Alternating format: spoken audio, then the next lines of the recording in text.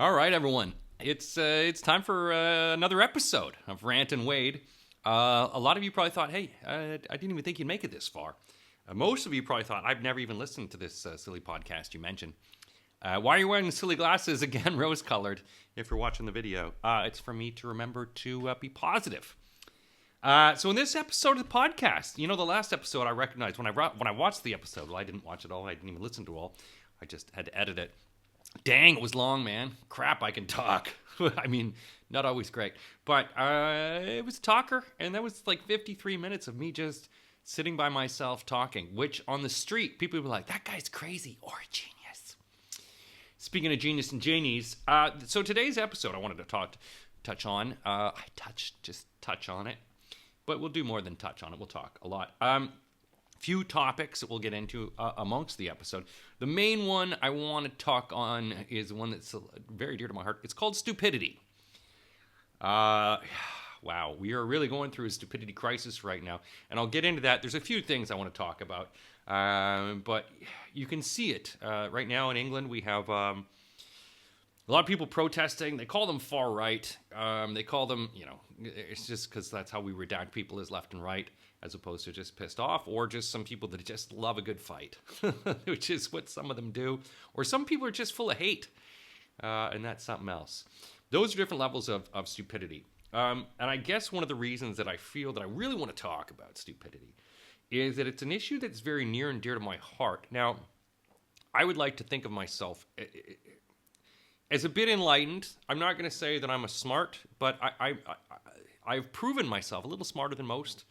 I did, I've had my IQ tested, which did come out genius level. But what are IQ tests, and how do we equate? Because there's different levels of intelligence, but also, moreover, there are far more levels of stupidity. If they say that the Innu have like 50 words of snow, there are so many words for stupidity that we have. So what I want to get into today on this podcast is stupidity and how dangerous it is, and also how it can really have an effect on our society, because it's something you may not know, something you may not see and go, wow, this is really an issue. Stupidity. Got the water in this one. All right, so what is stupidity? Well, it's pretty easy to gauge what it is. It's people that just don't have the same signs of intelligence, nor do they possess the ability to grow. Their brain becomes sort of stuck in a loop, and it can be a dangerous thing. Now, one of the reasons I'm really upset, or I'm concerned about it, is obviously I'm old enough to have watched. I'm pre-cell phone, pre-mobile phone. I existed on a level where we had books, conversation, and there was a lot of different things that you could sort of equate. But what I really noticed is that when we've really driven into social media and this whole disconnect of digital divide, it's really exacerbated stupidity. Because you have so many people that you just do stupid things, and as a result of which you can really sort of see how dumb they are just by the way that they act on their phone. I'm going to give you an example of this, and it's a very classic example. If you have ever answered a phone call or taken a phone call at the top of a stairs or in the entrance of a doorway, you're very stupid. And yeah, I'm very serious about this. There comes to a thing where you're putting yourself in a position where not only are you putting yourself in a dangerous position, you're also putting yourself in a position where you inconvenience other people. It's one of the things I've noticed here. If I've come into, even we have people having a conversation in a grocery store, blocking a whole aisle, and they'll look at you like you're some sort of toxin. It's like, you realize how bloody stupid you are right now. I've had at my gym a woman the other day standing at the top of the stairs, very top of the stairs, 2 flights of stairs, having a conversation with just sort of talking and turning and moving around. And I was like, excuse me. My excuse me was quite ribald on the third time, only because this is a dangerous person. And this is what you have with the danger of it all. And again, it comes down to the social media is where it seems to, we're not really celebrating intelligence. In fact, we're really chasing it away. As much as people say, oh, diversity, intelligence is not one of the things in diversity. People are not trying to help. They want to help people that have divergent thinking, but not not intelligent people, because you notice in education, the smart kids, there's no place for the smart kids. The smart kids have to learn how to dumb themselves down to fit in with the rest, just like everyone else. It's like you have to be part of the system. And sometimes the less intelligent will not do that, and they'll find schools for them. But in terms of the intelligent, you're all up to you. Now, again, it comes down to social media. Where I have an issue with the social media is that I find that a lot of social media today is pornography. It's all the porn. And it is very easy to check the algorithms to see that. Also, I didn't realize until I was in a horrible place called Dubai that you can actually go on Instagram and purchase the services of people, which I didn't know. And the guy's like, oh, yeah, no, you can just, call these Insta-hoes, which is horrible in all certain ways. But the fact is that the algorithms are predicated on getting as close to nudity as possible. I mean, as much as people are decrying, oh, Playboy and Penthouse, they were so horrible. Have you seen what's out there? At least there were some good cartoons in the old Playboy and Penthouse. Penthouse, a little gross though. Especially as a kid, you're like, why is she peeing on her? Oh, people do that. Porn. Now I'm sounding stupid. My problem is it debases everything. There's no real app or there's no real function on social media that is there to celebrate intelligence. I mean, you have to find it in corners. You actually have to go into places where there's divergent thinking, where you're actually like, oh, actually, this is quite smart. You'll find it a lot of times in YouTube. You'll find it that some people that you sort of find are very intelligent. I hated the YouTubers and all of the the influencers are out there. Then I saw this Marquez Brownlee. Man, I was blown away. This guy, that's intelligence. This is someone who has critical thinking and does everything with an intelligent thought. So there is a differentiation of that between it. The problem that we have, and again, it comes down to the education, that there's a standardized testing method that we use, and this is considered intelligence, that rote learning versus critical thinking or philosophy is something. It's like it's all about memorizing, whereas we don't put any emphasis on, say, musical, because you ever met someone who could just learn a musical instrument?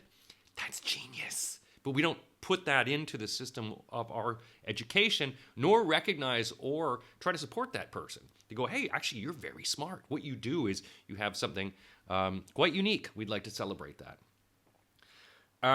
I think, you can look at the sort of Howard Gardner method of multiple intelligences, because, there's obviously intelligence like spatial intelligence, as I said, musical, interpersonal. There's some people are just geniuses in terms of this.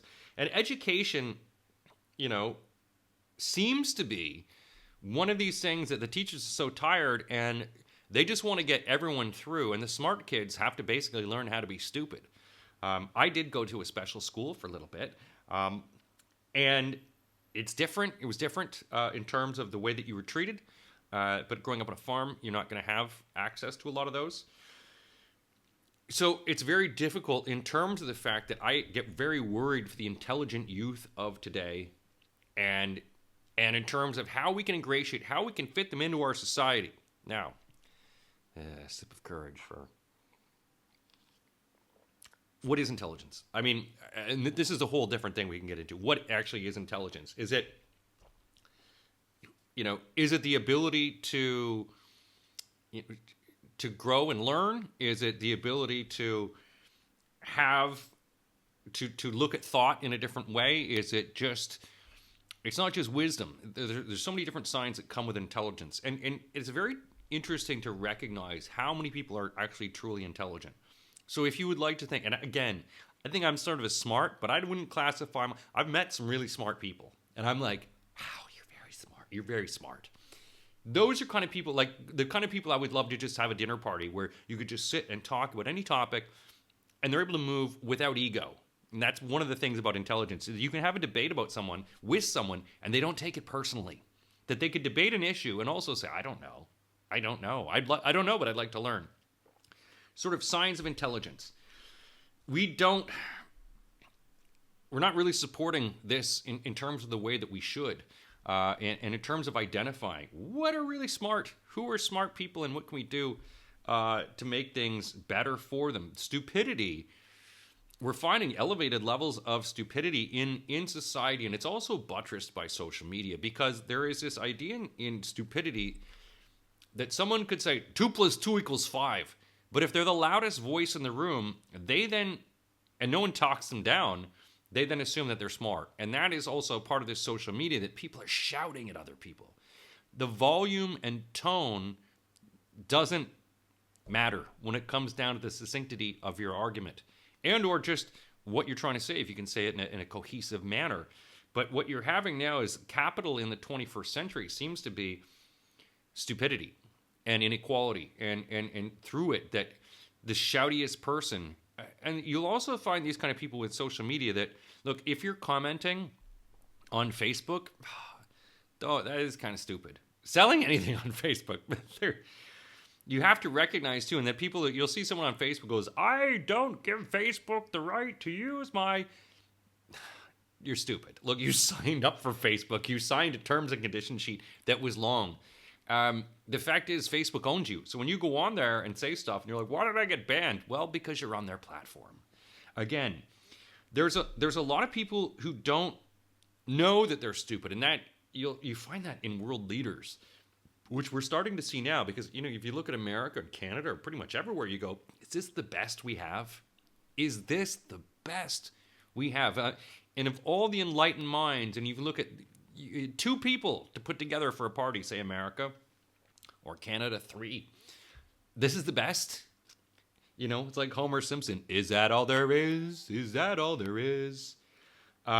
Because it's shameful and woeful, and it is a pointed sign that we have sort of lost focus on our society when we just elevate the idiots. And elevation of idiocy is something that you see happen here.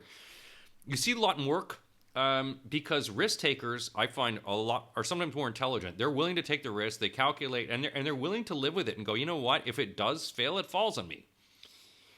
In a lot of industries, we're not having risk takers anymore. People are so coddled, and also they're so afraid of their own ego, which, you should be comfortable with your own ego. It's part of you. You need to address it and figure out the wants and needs, and also how it reflects in society. And failure, exactly. And what you'll have is so many people, I work in media, there's a lot of people. There's a lot of people who fail upwards because they have an ability. It's a lot of stupid people that fail upwards. They do it because they're non-threatening. They don't say anything too smart, too stupid.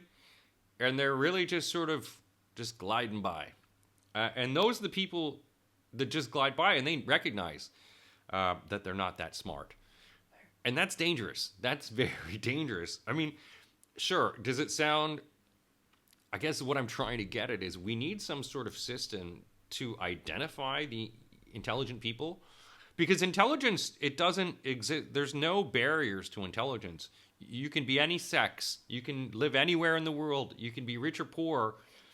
It literally is a lottery. And it comes down to genetics, and I'm sure it comes down to, obviously, the spatial growth where you grew up in. But it's also, we need intelligent people, because when we start allowing the stupid, successful democracies don't run when they're being controlled by the stupid, because intelligence is a social capital. It builds strong institutions. It allows for strong stories. That's what storytelling is.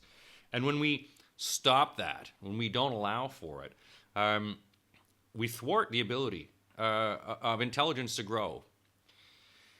Again, it would be great if there was some sort of app. I mean, the problem is that even in media, they stomp on it. I mean, you look at The Big Bang Theory, which essentially was a show about geeks who talked about their genitals a lot. But the fact was, people want to feel smarter. It is a natural human and innate feeling to want to feel like you're learning. There's nothing better than coming out of a learning session. You're like, oh, your brain's like, I've just absorbed. In a lot of cases, you never get that from school because, again, it's rote memory learning that there's no real critical thinking there.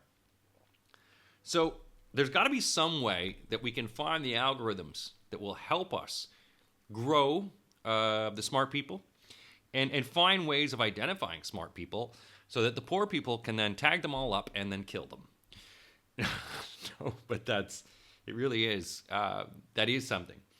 I mean, you look at sort of what is intelligence? Because like some people be a smart ass. I know I dated a girl who was smart. She was a smart ass. She had quick wit, but lacked critical thinking.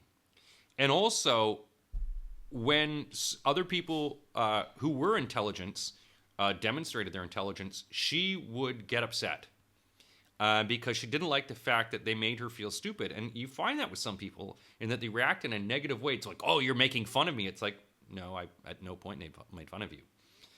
But the fact that these people possessed an above average intelligence was something that she couldn't comprehend. And I mean, you can look at intelligence working across everything, whether it's, I don't know anything about autism. I'm going to be honest, but I have met some autistic people who are geniuses. And I don't know how that reacts to the brain theory. And again, I'm not smart enough to want to comment on it. I feel bad. I feel horrible for people that struggle with autism. But there is signs of intelligence within there, and there are brain issues that we're having now where we're starting to see divergent thinking. And obviously there comes as a result and a loss of other functions for them. But again, I don't know enough about autism to say anything positively or negatively, just things that I've known. Well, obviously negative. No one wants autism. No one's like, I didn't get the autism again this year. So what do we do to make things smarter? Man, I feel like I'm all Rambly Johnson on this one. Just going off like, and really, you would think a guy doing a theme on stupidity would not ramble. I need to have some thoughts. It's like cohesive points, which I didn't. I just had a bunch of things written down, some weird statistics, just about stupid. And I was like, I'll just go. I'm smart. I'll go. And obviously, no. But that is part of why I'm admitting I'm not that smart. I want to be smarter. That's also a sign to me of intelligence, wanting to learn.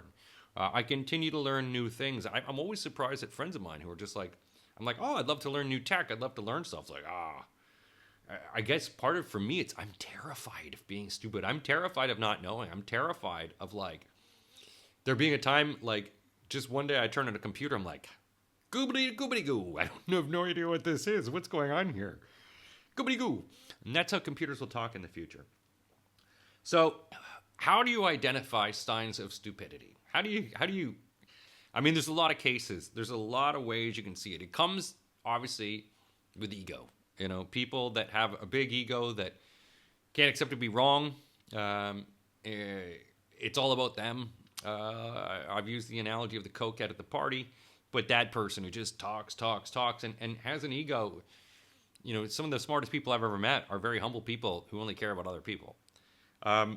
Another thing that you'll find, another sign of stupidity is a prone to anger or a quickness to anger. Anyone who gets angry quickly or flies off the handle, you are stupid because you lack the mental control of yourself and the inability to differentiate between what is personal, what is an attack on your ego, and what could just be banter or conversation. People who hold steadfast in an argument, and there's a lot of logic that goes into it, but people that hold steadfast in an argument, whether it's not theirs or not, the inflexibility of change, the I'm steadfast in my opinion and this is what it is, that is another really big sign of stupidity, because in a true intelligence, if X says to me 2 + 2 = 5, and I can show them numerous ways that not only is 2 + 2 = 4, but 3 + 1 = 4, and 4 + 0 = 4, and a myriad of formulaic equations, basic math. And they go, well, you're wrong. That's just a sign of stupidity. People who, when presented with facts, shut it down and say you're stupid, and or try to read into the fact without reading the facts, are just, they have an ego issue that makes them very dumb. And I've had to the point now where I used to give into it. Oh, okay, you don't know. Then I would just get, okay, I would be flippant and I would just tear them apart. And that's never good. Because one, they're going to escalate it. But two, when somebody is dumb and they're acting dumb, what I've learned is I just don't have time for it. I really don't. And I'm at the point where I have said to certain people, I'm like, look, you can take offense to this if you want. I just don't find you intellectually capable of engaging in a conversation that won't result in some sort of animosity or a public event or just you being hurt. And it's sad because it's almost like saying to a child, oh, no, don't run with scissors. You can't play with that. Don't touch the fire because you're not good with it. And sometimes you have to say that to people, that this is not a quest for you. So let me get into some of the other ones I've got here. Preaching, that's another thing. Preaching. I'm going back to signs of unintelligence. People who preach, and I'm not talking about people who practice religion, although magic stories. But look, again, I don't know. But anyone who preaches and talks and just has this sort of agnostic approach to everyone else, and just like, this is me, this is it, that again comes from a place of ego. And you'll find that a lot of times stupidity and ego are very tied because it is what we call, there's like a flight or fight mechanism that we all have, right? And that is, am I going to turn and fight or am I going to run away? And ego is part of that. And so the idea being that intelligence is a lot of times people react in the same way. It's flight or fight. I'm either going to get away from this conversation or I'm going to double down without thinking. And sometimes it's just better to say, oh, I didn't know this was a fight. Or, hey, what's going on here? Or, I don't know. Hey, why don't you tell me? One of the best signs of intelligence I've ever seen, and the thing is the ability to continue to ask questions. Some of the smartest people I've met will just sit, and not like a 2-year-old, why? Someone who actually goes, okay, well, what do you mean by that? And listens to what you say, applies it into their brain, and then hits you back with a question that asks a little bit for more of introspection on your part. Okay, well, I get why you're saying that, but what do you mean? Okay. And so the ability to take in and continually ask questions. This was a tactic I used in dating, which is why a lot of my exes told me I reminded them of Spock. What am I wearing Star Trek? I didn't even plan that, but make it so. But this isn't TNG. And I'm glad they got that right and didn't call it Star Wars, because that would be horrible. But a lot of times in conversations, women have the ability to manage several threads at once. Men are quite limited sometimes in our arguing philosophy in that when it comes down to a woman talking to us, we just want to solve a problem. We figure in a coupling, all right, what's your problem? How do I solve it? What's the problem? What I do? And a lot of times women will have many problems. And so in my case, my whole thing was to linear, like if there was an argument, I would deal with the first argument once and I'd be hit with a few different ones. I'm like, oh, let's go to the first argument first. Let's deal with that first little bit. And then we'll deal with the other ones. Because there would be sometimes to confound an issue with numerous issues, flummoxing me into a point that you're suddenly like, falling into the pool, the liner's all around you, the cover's all around you, and you're like, oh, wow, I'm going to die and drown in here. But you're not going to fall in if you not know where to step. That used to bother her and a couple of them quite a bit. It's like, why are you so logical? You're so damn logical. But to me, that's logic is laziness. I need a pointed system to get me there to go, okay, what is this? All right, okay. And again, I'm not saying that I'm in the top tier, but I like to think I'm smart enough that I'm always going to keep learning. I'll admit when I'm wrong, and I want to be a better person. Linear thoughts, that is another thing that sort of, the ability to think, instead of going from X to Y, you want to have tangents and you want to be able to even look at things on even a quantum level to go, actually, it's not just a straight line. What we're dealing with is a 3D cube, or something that allows us in a 4D model where things exist on many parallels, but also there are many possibilities and also incorrect and correct answers or methods of getting there.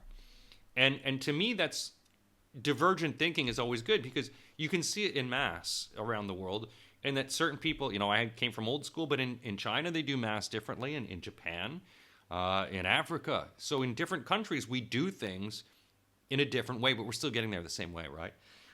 And math, to me, math and time I have a problem with, only because we only invented those to give ourselves a piece of relativity in the world. We invented those to make ourselves not be as stupid.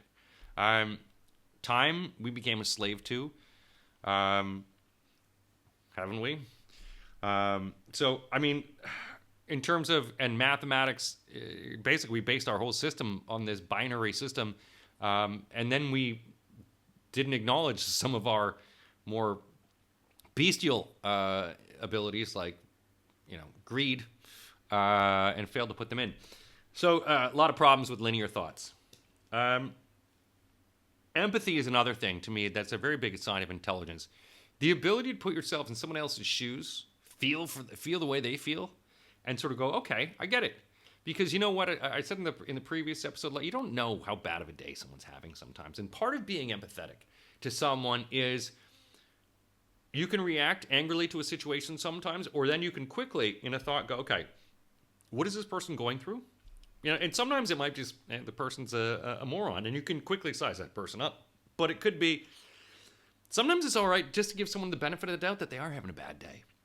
Maybe it's not going right. That maybe they've just had some crap go on. And you just have to show a bit of empathy in everything that you do. Because when I talked about the last time about killing with kindness, even when someone reacts with anger at the first outset because their ego has been disturbed, your ability to recognize that ego has been butthurt, and that the best way to move forward in this conversation or in this relationship is to ask questions and to recognize this tender ego, but also to ask questions that empower that person. Because you can tell when someone reacts with ego first, they don't feel power. And if you can give them power by asking them questions that empower them, they'll feel stronger, and then they'll look to you as someone who's empowered them.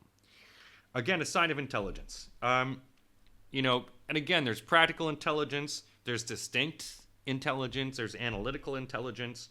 I don't know where I'm really going with this. I want us to be less stupid. I think that the level of stupidity that we're going in is very dangerous. It is very dangerous for society. Having a lot of stupid people and stupid people in charge in a media that proliferates stupidity. I mean, critical thought to me, you look, again, I've talked about how few companies in the world actually are owned, and it's all shareholders.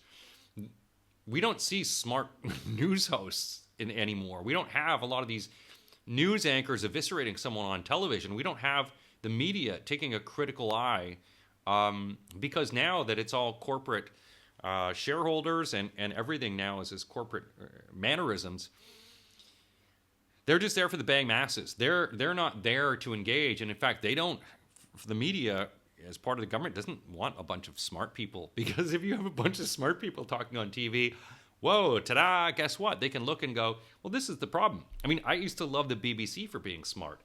And the BBC is not smart anymore. They're, the way, in my dealings with them, they're a bunch of racist assholes. I can't believe some of the stuff they say, but then again, that's just public school. So we need to focus on ways to make things intelligent. We need to find ways to identify children that are intelligent. Even being a father, I've seen kids in my daughter's age, and you'd hate to see it sometimes, but there's certain kids around 5 years old, you look at them and go, man, that kid's screwed. Like, this kid's screwed his whole life. And you see some other kids go, wow, what a little genie. What a little genie you got there. I don't know. What I'm saying is be smart, don't be stupid. Let's find ways to elevate intelligence.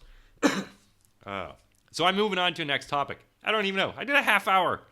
No jokes. Wow. Imagine if it was a stand-up set. Everyone's like, I did 29 minutes. Nothing funny. All right, so I'm going to move into my next topic, because it's about stupidity. And it comes into stupidity. Cats. Divisive issue. Because it is. When we talk about the duality of choice that we often have, particularly in America, who's exported that, Republican, Democrat, left, right, cat, dog. there has become this cat-dog kind of thing. And are you a cat person or are you a dog person?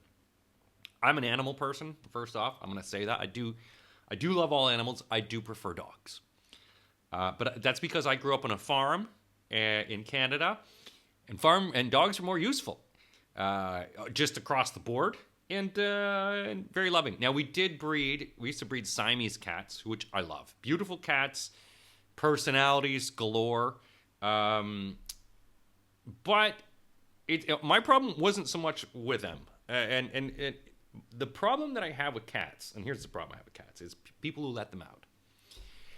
Cats are not supposed to be allowed outside. Now, as you may or may not know, the cat is considered an invasive species on this planet. In that it's not supposed to be here. It's not supposed to be anywhere. And you'll find that most prolifically places like Australia or New Zealand, anywhere that's an island, because their flora and fauna has adapted to the ecosystem that has been developed there. And when you import something, it's like a cane toad or, whatever. I was going to have something else, but then it's just going to be horrible when I said that. The problem is that they can expel a whole bunch of species. So why do I really care about this? Because there's a lot. I don't think you recognize how many animals die per year because of a cat. Now, my whole thing with cats and it comes down to intelligence again. It's the people who let the cat outside, because that's what the cat wants, and have no thought or the consequences of what cats do. Now, the average cat that's let outdoors kills on average around 200 to 400 animals, including mammals, amphibians, invertebrates. On average, 200, sometimes more. But when you look at it in the U.S., that's about 4 billion birds a year, and around 27 billion animals every year. Every year, 27 billion animals in the U.S. killed by cats. There are 63 species of bird and mammals that are now extinct due to cats. In the past 50 years, cats have killed them out. Cats also spread toxoplasmosis, if you might know, which can be, unlike your dog, if we're going to get the next virus, it's going to come from your kitty cat. Because cats, if you ever smelled a cat's breath or seen their mouths, horrible. Now, dogs can bring some stuff back too, but toxoplasmosis is one of those diseases that actually can be transferred back to humans. My thing with cats is if you're going to let the cat outside, when you shouldn't, but put a bell on it or put a leash on it, because putting a bell is known to reduce 50% of fatalities due to the fact that these things can hear the bell coming. Now, cats will sometimes work to do it, but you have a responsibility to nature, to your neighbors. Think about it this way. If I had a child, little boy, right? I'm going to make him a boy because I've already got a girl. If I had a little boy and he killed 200 animals in the neighborhood every year, there would be an intervention from the neighborhood. They would be like, we saw your kid smashing a toad. We saw your kid kill a bird and just walk away. That's what cats do. Because cats don't eat everything. They just like to screw things. They're like, pop, pop, pop, pop, pop. I'm killing it. And there's no, whereas other animals eat for food, cats just kill just cuz. They're kind of like humans in that way. Now, if you let a cat outside, they have shorter lifespans as well. People don't realize that because your cat's not used to the roads, or they get caught in a fence. The main problem that I have with a lot of people letting it out too, and you can see it on Facebook, if you go to your community group or your Facebook page, can anyone help? My cat's lost. Yeah, I can. Don't let your fucking cat out. How about that? It's not our responsibility. It's like you let a serial killer out and now we're supposed to all collect it and catch it for you and then feel bad because your serial killer got hit by a car? No dice. No dice in this. Cats are lovely creatures. They're cute, some of them, but you got to keep them inside. And if you're going to keep it outside, have a little catorium or catopia. Your cat should not be able to walk around. I have cats that come in my yard, and my dogs used to go nuts. And I said once to a neighbor, I was like, well, my dogs they're going to get them one time. They're going to get your cat one time. Well, they better not. I was like, no, I don't really care. I had a woman once who moved into a neighborhood near me, rang my bell and said, I just got a rescue cat. I just moved and I got a rescue cat. She looks at your garden lovingly. Do you think you could keep your dogs inside so my cats could play outside? My cat could play. And I was like, gave her the stupid looking stupid face. And I was like, Let your cat out there and it dies. Like, that's it. This is nature. Oh my God, you're so horrible. The T-Rex arms too. If you're looking at and you just need to look at the statistics of it. Australia and New Zealand are in the process. A lot of places are banning cats. U.S. is starting to put in leash laws. Because, in Australia and New Zealand, you got 124 species still at risk of being extinct because of cats. And it's not because these cats are eating them. They're just killing them. Killing it. Little water sip. Now, there's another thing you may not recognize. So, cats kill birds. And a lot of birds they kill. Small birds, right? But they're also in a lot of areas, you see proliferation. So in Nova Scotia area of Canada, a lot of cats. What's interesting about that? Also the highest Lyme disease rates. Why would that be? Well, because cats kill the little creatures, the little critters there. And when they do that, there's nothing left, So they kill all these little creatures, all the little things. What's left to eat the ticks? Nothing's left to eat the ticks. So what happens? We have more ticks. And there's no things to eat them because cats have killed all the little birds. So suddenly, we have a tick problem. Uh-oh. Ducks love to eat ticks. If you have ducks around or chickens or anything like that, or little birds, man, they eat as many ticks as they can. We don't have to worry about getting Lyme disease. It's this idiocy that people, when you have an animal, that you should show responsibility with it. If you were a cat owner and you let your cat out in an area where your cat is going to kill at will, you're an idiot. You're an irresponsible idiot, and you need to stop. And I'm hoping throughout, as our life progresses, we will be stopping this because people are getting more cats, and there's more feral cats going around. And, we can't wait for all the wild hogs to eat all the cats. It's an interesting thing, too. I mean, when you talk about the invasive species and what they've done, because you can look at, there's areas where cats have decimated it. The whole argument I always have too, and again, growing up on a farm, people are like, "Wow, well, cats kill rats." Yeah? Prove that to me. Cats do not kill rats. A well-fed cat will not touch a rat. In fact, a cat looks at a rat and goes, "Yeah, no dice." I'll give you a little farm story. Hey, I know I'm not supposed to tell farm stories. When you're a farm, you go up on a farm, you don't tell farm stories. And people are like, "Oh my God, that's horrible. Oh my God." But it's part of growing up. So, on a farm, a friend of mine, it wasn't mine, it was a friend's farm, and the pig farm. Now, they had a bag of feed ripped open, and the rats had gotten into it. There was quite a few feed bags, and so we went in there, and the idea is, we thought maybe we could go in and shoot them, but there was a lot of concrete around, and so what you're going to do is you're just going to blast, and it's going to come back and hit you. So the idea was to grab a whole bunch of barn cats and toss them in there and lock the door, and figure the cats, yeah, it didn't happen. In fact, the rats killed the cats because the rats were really hungry and the cats weren't. I've had it on our farm sometimes too, and people are like, "Oh my God, how many cats?" I'm not going to get into the end of the story, but I've had it on our farm where I'd looked over and see a rat eating from the cat bowl, and the cat's like eating beside him. Cats look at it like, "Yeah, I'm not going to kill that. You're going to give me food." Cats will kill like a baby bird, but they're not going to go after something big unless you need it. The only cats that do that are real barn cats. They're the ones that that's how they eat. They're mousers, but when it comes to the big stuff, they won't mess with it. David Attenborough. If you don't believe me, David Attenborough in 2013 said cats need bells on. And he's rang the alarm. What? Ho ho! Ringing the alarm, David Attenborough. Ringing the bell.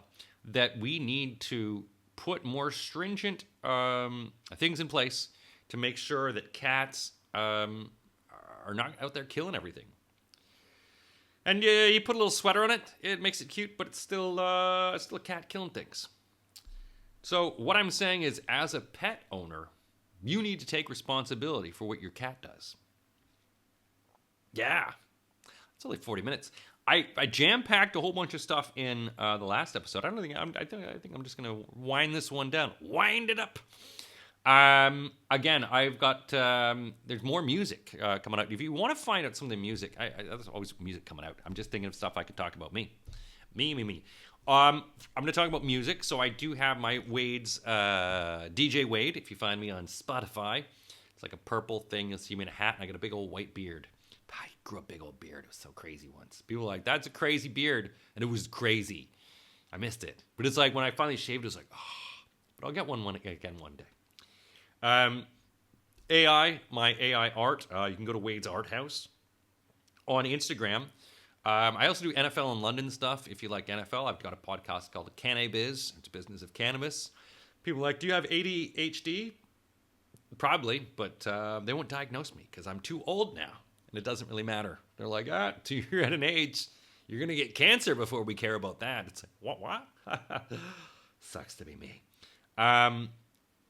Yeah, I don't know what else. So check out my stuff. I've got also my Amazon store. I'm going to put all these links up on the YouTube and other things like that. I've got an Amazon store. If you want to buy some of my t-shirts, go on to my Amazon store. Buy some shirts. Get something for yourself. Get some nice for yourself. Treat yourself. You deserve it. This is Rant Wade. I will be doing another episode. I'm going to do episodes every week. I'll be putting the video out as well. Each episode, I'm going to try to rant on a couple different topics. Just till I exhaust things, and I'll probably have to have guests. Or I'll find new topics. But I've already covered loneliness and stupidity. So I'm really checking off the list of things that I consider my best qualities. Folks, thanks a lot for listening. Enjoy the podcast. Don't be stupid and keep your cat inside.